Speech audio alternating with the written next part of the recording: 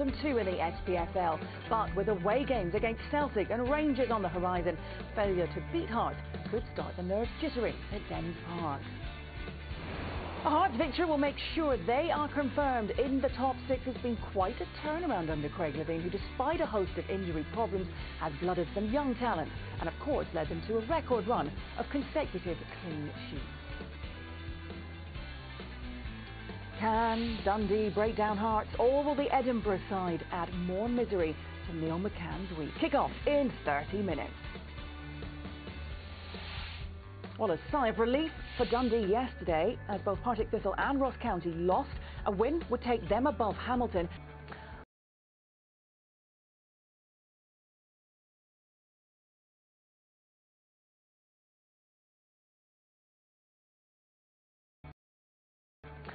Hi there. Very good afternoon. Welcome to Dens Park. Well, the good news for Neil McCann is he's appealed his two-match suspension, so he will be in the dugout for this game this afternoon. In the studio, it's Chris Boyd and Chris Commons. Just how much of an impact will that have for him to be there to make sure that he is in charge of his team? Yeah, I think it's very clever how he's used a system that he can be in the technical area. I think being in the technical area against the likes of Celtic and Rangers, you're pretty much in there just to watch your team try and stop that sort of opposition. But speaking to Neil early on in the week, he certainly gave the impression that he has a huge role to play on the touchline in the technical area. He still feels that he's got a young couple of players in the team that he needs to coach. He loves coaching. And I think his impact in the technical area in a game of this magnitude will be a huge boost for the starting 11. How much importance is it as a player to have your manager that close to you, or doesn't it matter? Yeah, I mean, I think the players need to take responsibility when they go on the pitch, but you know, when there's small little details that need tweak to that, you know, he's at the sideline and able to do it. You know, there's nothing. Sometimes if you're in the stand trying to pass a message down, it gets lost. So you know, it's no doubt it will benefit Dundee today, but you know, at the same time, you know, it's a very, very big game for Dundee. You know, they've failed to win here this season a lot. You know, the fans are pretty quick to turn on them as well, so you know, they need to deal with that, and also the fact that, you know, with Partick Thistle and Ross County getting beat yesterday, it's an opportunity to try and get away, as you said earlier, Haley, but at the same time you don't want to get dragged into it. They two play each other in midweek as well, and if you know, if one of them, then Dundee could find herself in that playoff position, which they won't want to be in. What is the starting 11 that Neil McCann has picked to try and get some point today, get something from this game? Well, there have been two changes from the away defeat to Aberdeen. John Ortonici, the defender, comes in, as does Simon Murray, who's on loan from Hibs. Out drops AJ Leach-Smith, he's on the subs bench, and Kevin Holt is also a substitute. And there was a fourth change for Craig Levein, just the one change from their win at Partick Thistle. Michael Smith drops out, he was injured in training, and Ross Callaghan comes into the side. Heading back to Dundee, can you understand the changes that Neil McCann has made? I think, me personally, I don't know about you, I think Simon Murray coming into the team is a plus. You know, he's a goal scorer, he carries a threat in behind, is a sort of striker that you want when you want a result. He brings that intensity, he runs in behind defenders, he makes it hard for defenders, and I think when you're coming up against a defence like Suter and Berra, players that don't really like running into the channels, like to just create that block and make it difficult for you to break down, this Murray coming in certainly brings that.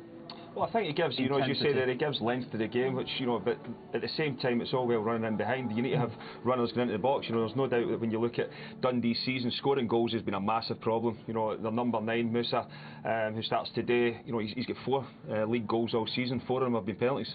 You know, and what I will say is, when you watch Dundee and you see the way that Neil's trying to play the game, they do get into excellent positions, they do create chances, but they don't seem to be taking them. You know, which is disappointing, because you know, as a striker, if you're getting chances, it's not as bad as when you're not getting any. If you're missing them, you feel okay because you know the next one's coming. But you know, it's very important that you know, if Dundee's to get anything out of this game today, they need to score first, because I mean, I think Hearts have only lost you know, twice from being behind this season. So you know, they're a good team, and you know, hopefully it's a good game. Okay, well, they'll be hoping for points because when you break the league into two, this is the mini league of teams at the bottom. When they play each other, it would look like this, illustrating that the only bottom of the table, Ross County, actually has a worse record than Dundee, and Dundee as well have lost the most games. So highlights the importance of the points before the split, doesn't it, when they're knowing they're going to have to play all these teams again? Yeah, it does, but I think when you look at that table there, the thing that's worrying for Dundee is that either lose or well, they've lost more, or win the game. There doesn't seem to be any draws, you know, which is, when you're down, sometimes it's good to go away from home and pick up a point, grind out a result, which then can breed confidence back into the team. So, you know, for Dundee, it's get back to basics and cutting out the errors that they've been making a lot of times this season. Speaking of those errors, they're creating so many chances, aren't they? But why aren't they as clinical as you'd hope that they should be? It's probably left Neil amazed and baffled and sometimes obviously frustrated at the chances that they are creating. These are bread and butter chances. These should be hitting the back of the net. And I think that's the frustrating part. You know, I think earlier on in the season we both said that Dundee were playing good football, they were creating chances, they were eliminating the simple mistakes in the back four. But I think as a defender, when you're seeing your attackers miss these glaring chances, it puts you under pressure. And then they are creating It's not even half chances, Chris. You know, there's one-on-ones, there's free headers in the 6-yard box. You know, worst case scenario, you make the goalkeeper work, but you know, that's at one side of the pitch, and then at the other end, you know, when you see defender like this as well, you know, it's very difficult. You know, and I think Neil, yes, with international break, you can work on things, but you can't really work on things like this. You know, it's strikers, you know, one touch and finishing. It's defenders. The amount of mistakes that Dundee have made this season. That's not working on a training session. That's not saying, right, okay, listen, we need to regroup as a defensive back four. This is literally pulling the individuals into a office and saying, big man, you need to help me out. You know, the mistakes that you're making are costing the team, and obviously confidence-wise, you picked up on the centre forward. When you're missing chances, when you're not scoring, and obviously defensively look all over the shop, it knocks a huge amount of confidence out of you, which I think while Neil's in the technical area, he feels like he's got the impact that he can give them players the confidence. Right.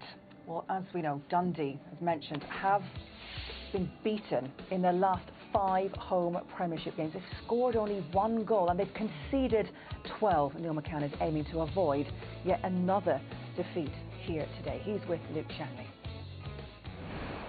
Neil, you're in the dugout today. How beneficial is that for you to be able to get the message across to your team? It's important because I wanted to be there. I have to say that the preparation going into today's match has been very good. Over the extended period of time, as I've said, we're at a national break to put probably a lot more work in than we might have been able to do. So I'm pleased about that, but the most important thing was that I'm at the side of the pitch today. Should I need to tinker with anything, of course I'm a manager who likes to coach, so you don't ever really want to be put in the stand and away from the touchline, so I'm pleased to be there today.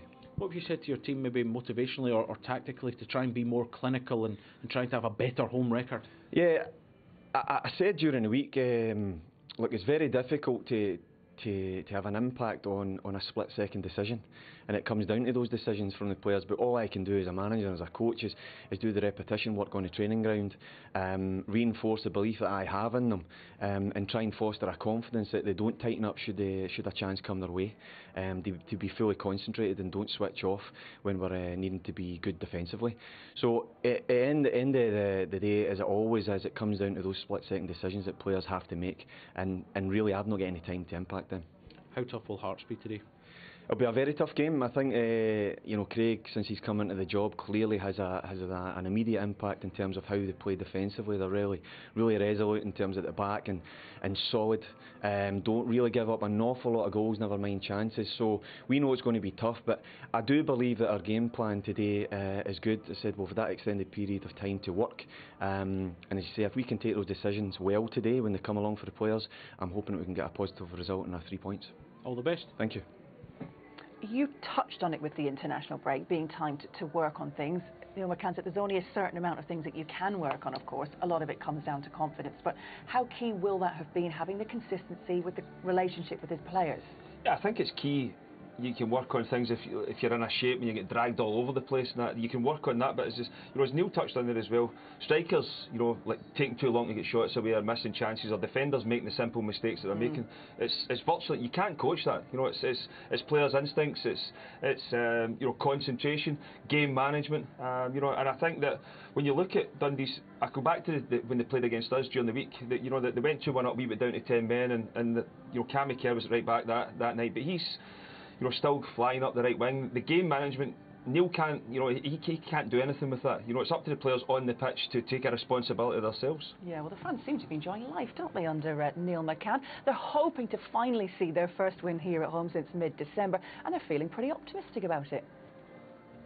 I think we've got a confident squad. We've got a good enough squad to get where we should be, and the kind of football that Neil's got us playing is the football that we should have been playing a long time ago. They have the right players for it, so I think that'll be enough to keep them up if they play well, obviously. I like McCann. I think he's doing it right. I just think he needs a bit more time. We're playing the right football, but we're just not getting the results, just not getting the luck in front of goal.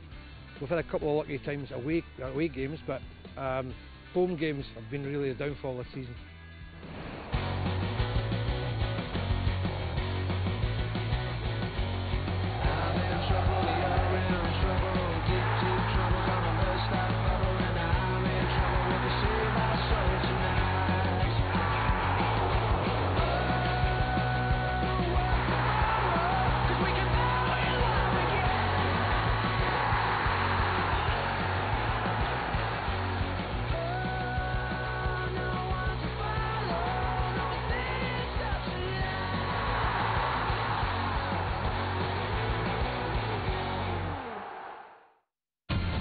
To Dens Parker, shining in the sunshine here. Things are looking up for them. They'll be hoping to finish in the top 6 today.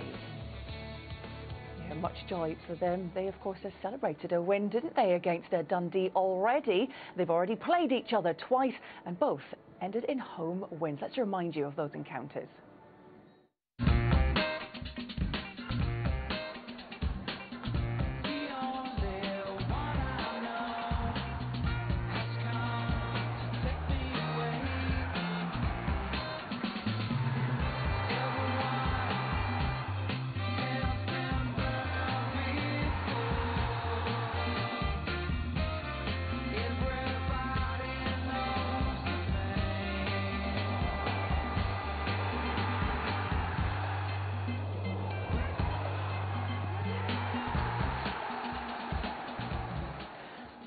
Dundee actually that take from that the fact that they've already beaten Hearts and remember that heading into this game?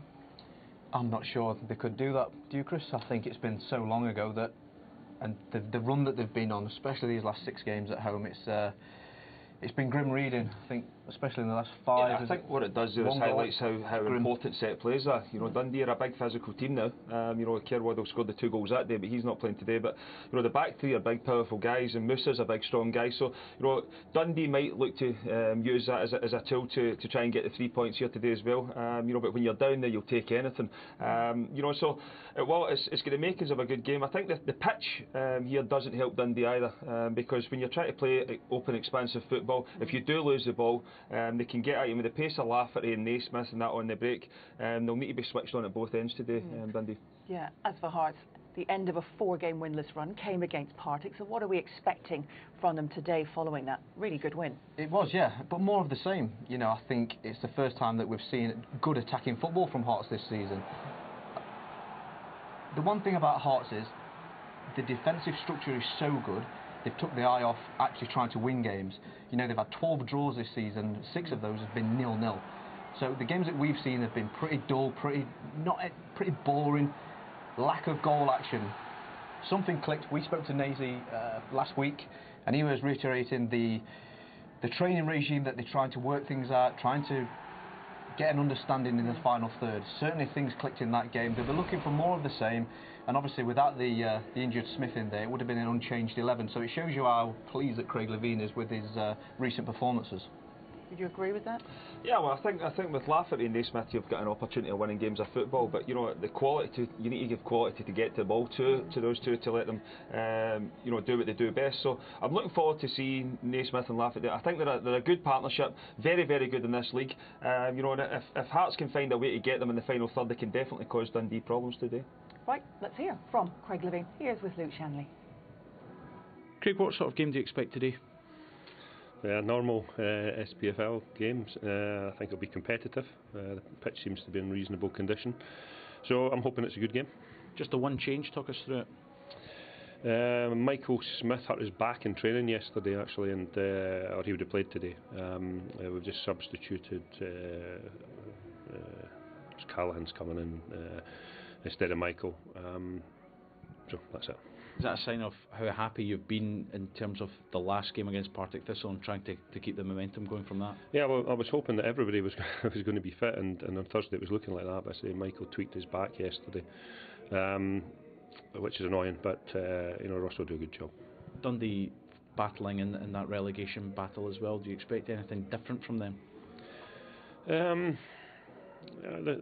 Particularly at home, they have been trying to play out from the back, and Terry's got them trying to play good football, so I can expect that today. Away from home, they've been a little bit more direct, but you know, I think it'll be very competitive. If you win today, you're in the top 6 guaranteed. Is that a consideration for you at this stage? Yeah, of course. Yeah, I mean, the consequences of getting 3 points today mean that we've secured that. I would have liked to have secured it earlier, but we've still got a bit of work to do to do that. Okay, good luck. Okay, thank you. Do you still see Hearts under Levine as an improving side, Chris Boyd?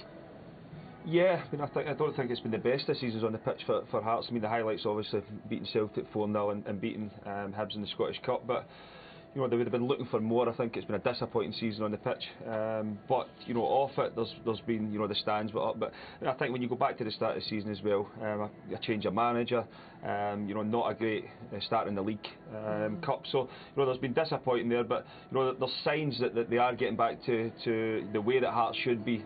You know, and under Craig Levine, they look organised. You know, as Chris said there, they've maybe concentrated a bit more in the defensive part, that the attacking forces has felt the brunt of that, but you know, you feel as if with the quality they've got up there now, if, you know, I don't want to keep going over it, but if they can get the ball forward into Naismith and Lafferty, they can definitely cause Dundee problems today. Is there an over-reliance then on the front two?